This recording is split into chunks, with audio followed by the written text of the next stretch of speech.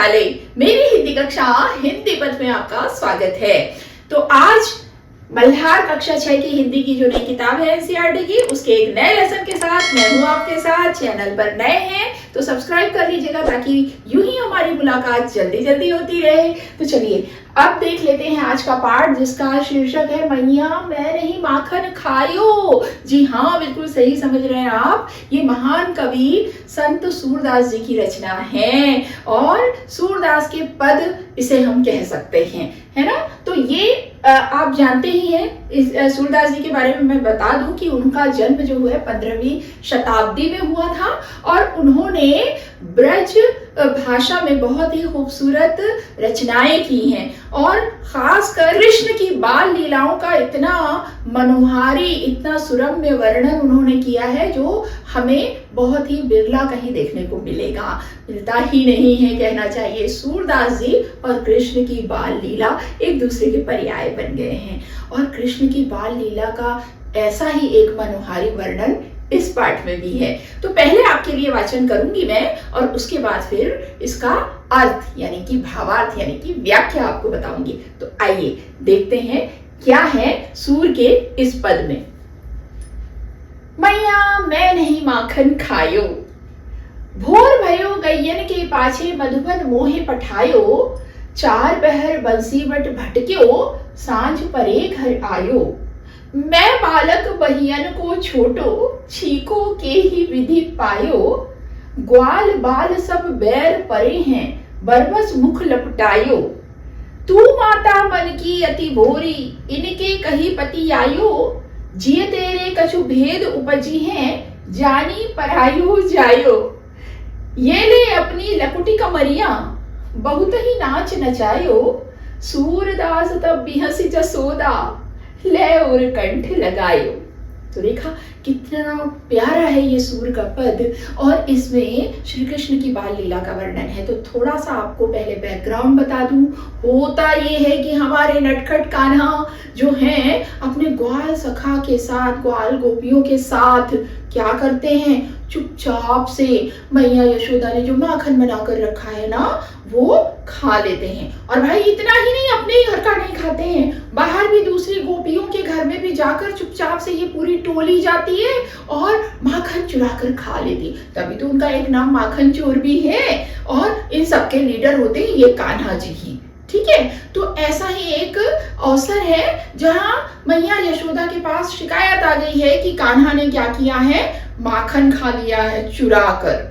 ठीक है, और मैया यशोदा के सामने अब वो अपने आप को निर्दोष साबित करना चाहते हैं कान्हा जी और छोटे से नन्हे से कान्हा जी जो हैं, मासूम से कान्हा जी जो हैं अपनी मैया को सफाई दे रहे हैं, अलग अलग तरह से माँ को समझाने की कोशिश कर रहे हैं कि वो तो बड़े निर्दोष हैं, उन्होंने माखन नहीं खाया। तो कैसे समझाते हैं, बड़ा ही मनोहारी ये वर्णन है और इसको जब कोई भी माँ सुनती है और इस वर्णन का कोई वीडियो देखती है तो उसे अपने ललना पर, अपने बच्चे पर ऐसा ही प्यार, ऐसा ही स्नेह आ जाता है जैसा मैया यशोदा को अपने बच्चे कान्हा पर आया होगा। क्योंकि हर बच्चा अपने अपने ढंग से कहीं ना कहीं अपने भीतर कान्हा को समाहित किए हुए है। हर बच्चे के अंदर एक नटखट कन्हैया बसते हैं। तो आइए देख लेते हैं मैया यशोदा और कान्हा का ये प्रसंग, जिसमें कान्हा जो है अपनी माँ को विश्वास दिलाना चाहते हैं कि उन्होंने माखन नहीं चुराया भैया, वो तो बड़े सीधे साधे हैं और वो ऐसा कर भी कैसे सकते हैं। क्या क्या दलीलें देते हैं वो यहाँ हम देखेंगे। मैया मैं नहीं माखन खायो, कान्हा कहते हैं, अब शिकायत आ गई है मैया यशोदा के पास कि देख लो तुम्हारे ना कान्हा ने हमारे घर का माखन चुरा लिया है, खा लिया है। कोई गोपी आई होंगी बोलने के लिए उनके घर का माखन भैया इनकी टोली, शरारती टोली ने उड़ा दिया होगा, गायब कर दिया होगा, खा लिया होगा, है ना। और मैया जब वहां पहुंचती है, वहां का दृश्य देखती है कि कान्हा को सबक सिखाना पड़ेगा, अब तो इसकी शरारतें बढ़ती जा रही हैं। तो वो कहते हैं माँ को देखकर, मैया मैं नहीं माखन खाई। ठीक है, मैंने माखन नहीं खाया है। भोर भयो गैयन के पाछे मधुबन मोहे पठायो। भोर यानी सुबह, भयो यानी होते ही, सुबह होते ही गैयन के पाछे, गैयन यानी गायों के पाछे यानी पीछे, कहते हैं कि तुमने तो सुबह होते ही मुझे गायों के पीछे मधुबन मोहे पठायो। मधुबन, मधुबन जो मथुरा के पास यमुना नदी के किनारे जो वन है, मधुबन है उसका नाम, है ना। तो वो कह रहे हैं कि तुमने तो वहां पर गायों के पीछे मुझे भेज दिया था माँ, सुबह होते ही, है ना। फिर आगे वो कहते हैं, चार पहर बंसी बट भटक्यो, सांझ परे घर आयो। और मैं बेचारा सुबह का गया हुआ हूँ और 4 पहर तक के बंसी बट में भटका हूँ। अब ये बंसी बट जो है ना, ये मान्यता है कि एक ऐसा वट वृक्ष था यमुना के किनारे। जब गाय चराने के लिए कन्हैया जाते थे ना, तो इसी बंसी बट के ऊपर चढ़कर बांसुरी बजाकर अपनी गायों को बुलाते थे कि चलो चलो अब घर चल रहा है, गायों को इकट्ठा करने के लिए। और गाय तो भाई उनकी बंसी पर इतनी मोहित थी कि वो उनके सम्मोहन में बंद कर उनकी आवाज को सुनकर उनके पास खींची चली आती थी। तो ये बंशी बट वही है, बंसी बट, वंशी बट, जो भी कह लीजिए। वट जो है, वट का एक वृक्ष है जिस पर कान्हा बैठकर बंसी बजाते हैं। तो वो कहते हैं कि मैं जो 4 पहर तक के माँ सुबह से गया हूँ, 4 पहर तक के मैं बंसी बट में घूमता रहा, भटकता रहा हूँ। सांझ परे घर आयो, और जब शाम हो गई है तब तो मैं घर लौटा हूँ। आगे कहते हैं, मैं बालक बहियन को छोटो, छीको के ही विधि पायो। मैं जो बच्चा हूँ, छोटी छोटी बाहें हैं मेरी, है ना। बहियन को छोटो, बाहें, बहियन यानी भुजाएं, बाहें जो है मेरी छोटी छोटी सी हैं। और छीको के ही विधि पायो, और ये जो छीका लगा हुआ है, छीका तो इतना ऊंचा है, मेरी छोटी छोटी हाथ वहां तक कहाँ पहुंचेंगे, मेरी छोटी छोटी बाहें उस छीके तक पहुंच ही नहीं सकती, ऐसा उनका कहना है। अब आ गया शब्द छीका। छीका क्या होता है बता देती हूँ। छीका जो होता है इस तरह का एक पुराने समय में और ग्रामीण इलाकों में आज भी ये इस तरह का रस्सी का बुना हुआ एक जाल सा होता है, जिसे ऊपर ऊंचाई पर टांग कर रखा जाता है और इसके अंदर दूध दही को रखा जाता है संरक्षित। क्योंकि भाई जो कुत्ते बिल्ली चूहे वगैरह ये जो है इसको नुकसान ना पहुंचाए, दूध दही को चट ना कर जाए, तो ये ऐसे सुरक्षित रखने के लिए छीके में टांग कर रखा जाता है। तो ये रहा छीका।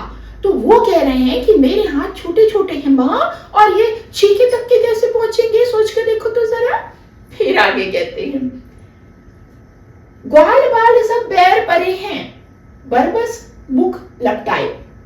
दरअसल बात ये है माँ कि ये जो ग्वाल बाल है ना सारे, ये ग्वाले हैं सारे, ये जो मेरे बाल सखा सारे हैं ना, ये असल में अभी आज मेरे दुश्मन हो गए हैं, बैर परे हैं, इन्होंने मुझसे बैर पाल लिया है आज। क्यों? बरबस मुख लपटायो।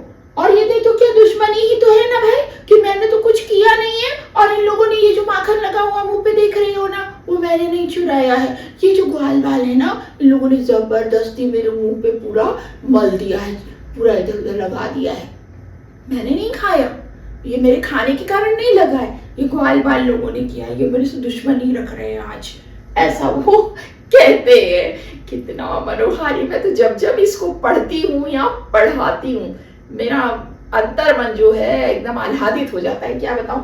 इतना प्यारा माँ और बच्चे का जो ये प्रसंग है ना, वाकई, और कान्हा और जसोदा मैया का वाकई बहुत ही मन भावन है। आगे देख लेते हैं।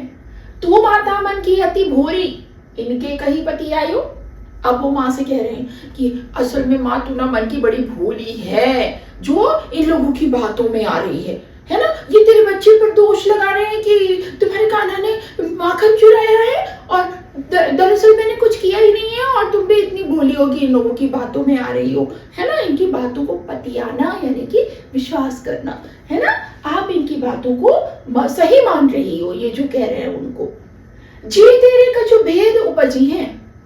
अब वो कहते हैं, अब वो समझ तो रहे हैं कि मैया जो है उनको शायद विश्वास नहीं हो रहा है मैं ये सब बता रहा हूँ तो, और मैया को कहीं शक तो नहीं हो रहा है कि मैं झूठ बोल रहा हूँ। तो कान्हा कहते हैं, जिये तेरे कछु भेद उपजी है मैया, तेरे जिये में, तेरे हृदय में कुछ भेद पैदा हो रहा है, यानी कुछ ना कुछ संशय है तेरे मन में, है ना। जानी परायो जायो, और तू मुझे पराया समझ रही है ना। हाँ माँ, मैं जान रहा हूँ, तू ऐसा समझ रही है कि मैं तो पराया हूँ और इसीलिए तू कुछ ना कुछ मन में रखे हुए है जो मुझे नहीं बता रही है। ये ले अपनी लकुटी कमरिया, बहुत ही नाच नचायो। कान्हा कहते हैं कि ये ले अपनी लकुटी कमरिया।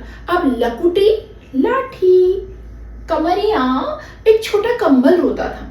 तो जब कान्हा गाय चराने जाते थे ना तो मैया यशोदा ये लकड़ी यानी लाठी और छोटा सा कंबल उनको दे देती थी कि भैया कंबल टांगो कंधे में और चलो लाठी लेकर गायों को लेकर चराने जाओ।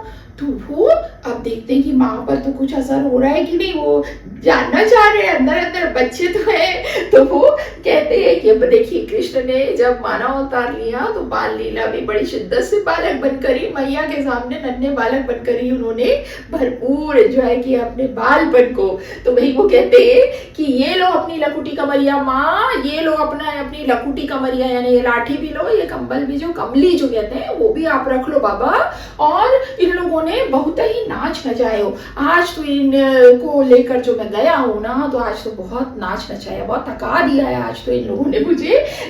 गायों के पीछे चलते चलते आज मैं बहुत नाचा हूँ, ये वो कहते हैं। सूरदास तब बिहसी जसोदा ले उर कंठ लगायो। तब सूरदास जी कहते हैं कि वो नन्हे कान्हा की इतनी जो बातें बड़ी बड़ी कर रहे हैं और उनका जो ये प्यारा सा मासूम सा जो अंदाज है उसको देखकर क्या होता है, सूरदास जी कहते हैं कि मैया यशोदा को अब तो हंसी आ गई भाई, हंस दी वो, है ना, हंसने लगी मैया यशोदा। ले उर कंठ लगाए और अपने कान्हा पर उन्हें इतना प्यार आया कि उन्होंने उसे अपने हृदय से गले से लगा लिया।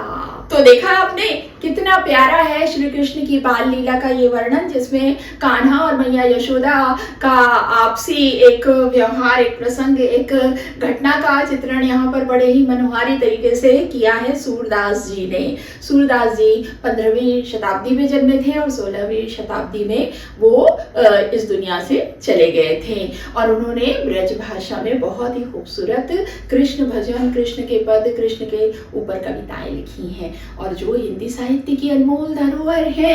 हम अलग अलग कक्षाओं में या अलग अलग जगहों पर अक्सर ये कविताएं, ये पद पढ़ते, सुनते, देखते हैं। तो आज इस कक्षा में इतना ही भाई। देखिए मैया मैं नहीं माखन खायो की एक मनभावन छवि के साथ आपको छोड़े जाती हूँ। मिलूंगी अगली कक्षा में नए लेसन के साथ। तब तक के लिए स्वस्थ रहिए, मस्त रहिए और दीजिए अनुमति हिंदी पद से अपनी काले मैम को नमस्कार।